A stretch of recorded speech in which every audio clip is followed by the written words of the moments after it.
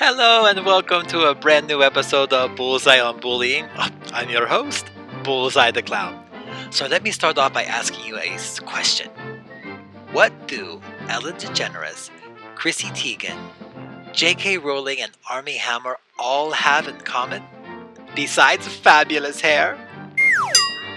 All four of those people have currently been cancelled due to something called cancel culture. So what exactly is cancel culture? And more importantly, is cancel culture a form of bullying?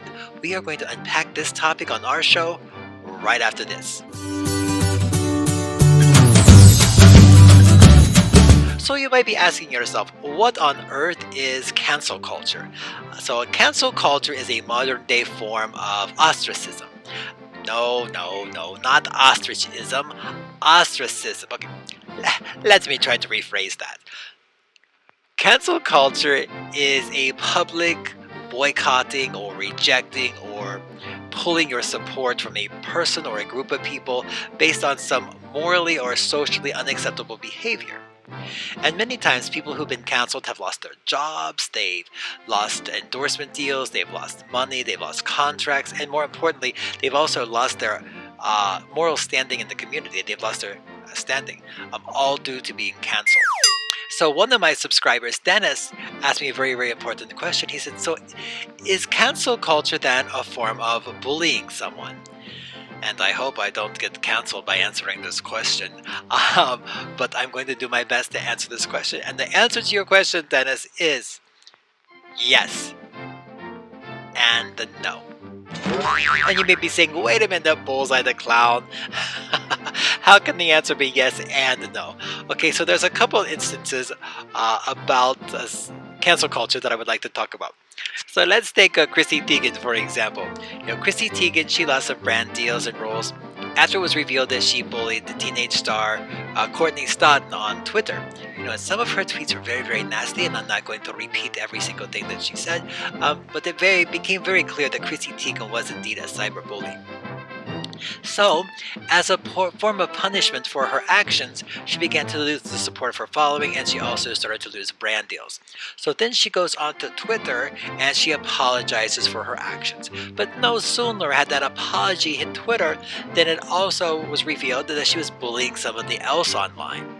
So if the only reason that you have a Twitter account is to repetitively call somebody names and to talk about other people, then you, my friend, are a cyberbully.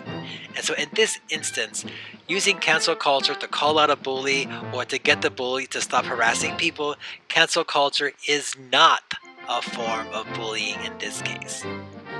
Now, let's talk about that little slipperier slope of cancel culture. There have actually been people groups of people who've actually been canceled, not because of anything that they've done, but because of a belief that they hold. So this is very, very important. We all believe different things. Some of us believe in guns, some of us do not believe in guns. Some of us are adamant that the COVID vaccine is something that needs to be done, and then there are some people who are against the vaccine. And I would be remiss if I did not mention that there are many different religions and religious beliefs, and then there are some who don't believe in religion at all. So let Bullseye the Clown go on the record as saying that you are allowed to believe whatever you want to believe. I mean, if you want to believe that potato chips are a vegetable, then you are more than welcome to believe that potato chips are a vegetable. But if you are adamant that potato chips are junk food, then you are allowed to believe that they are junk food. But whenever you tell somebody that they have to believe what you believe, otherwise you are going to take their job, you're going to take their money, or you're going to post something on Twitter about them because of their beliefs, that, my friends, is where cancel culture becomes bullying. I mean, you can definitely make your beliefs known. I mean, we all have something that we believe in. So you can plead your case, and you can try to convince people that what you're saying is in their best interest. However, the moment you threaten them with violence or fear, that is when you become a bully. There are 3 questions you should be asking yourself before you try to cancel someone. Number 1, Are they being verbally or physically abusive to a person or a group of people? 2. Is their sole intent to inflict pain and cause harm? And number 3. Is there a history of abuse with this particular person? If you can answer yes to all 3 of these questions, you probably have a case for cancel culture. Now you might be thinking to yourself, well, what happens if I am canceled? Is there any hope for me? And the answer is yes, there is. So if you have been canceled, here are a few things that you can do. First, if you have been canceled because of some bad behavior that you have done, the first thing you should do, if you are truly sorry for what you've done, is to apologize, take accountability, and just move on. The second thing you should do, I just realized you can't see my eyebrows. And the second thing you should do is you should take a social media break.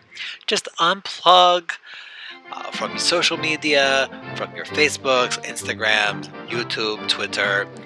Don't answer your phone, don't text anybody. Just spend time with your family.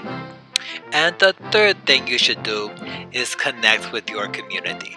Now, I'm not talking about your community on Facebook or Instagram or Twitter. I'm talking about the real community, the community in which you live. Listen, there are hurting people everywhere. Help feed the homeless, read stories to foster children, visit the sick. These people need your attention more than your fashion blog on Instagram. Seriously. So, I'm just curious, let me know down here in the comments, do you agree or you disagree with what I said about cancel culture? Do you believe that cancel culture is bullying? Do you believe that there are times where it is and there are times where it isn't? I'd really like for you to leave me a comment in these comments below. And also, if you liked this particular video, please click the little like button and subscribe button down below. It's down below where one of these fingers are. I'm not sure which part of the screen that it's on, but it's right down there. So click subscribe. And then also, if you click that little bell, that'll let you be notified anytime that I make a new video, so that you'll know that when my new video goes live.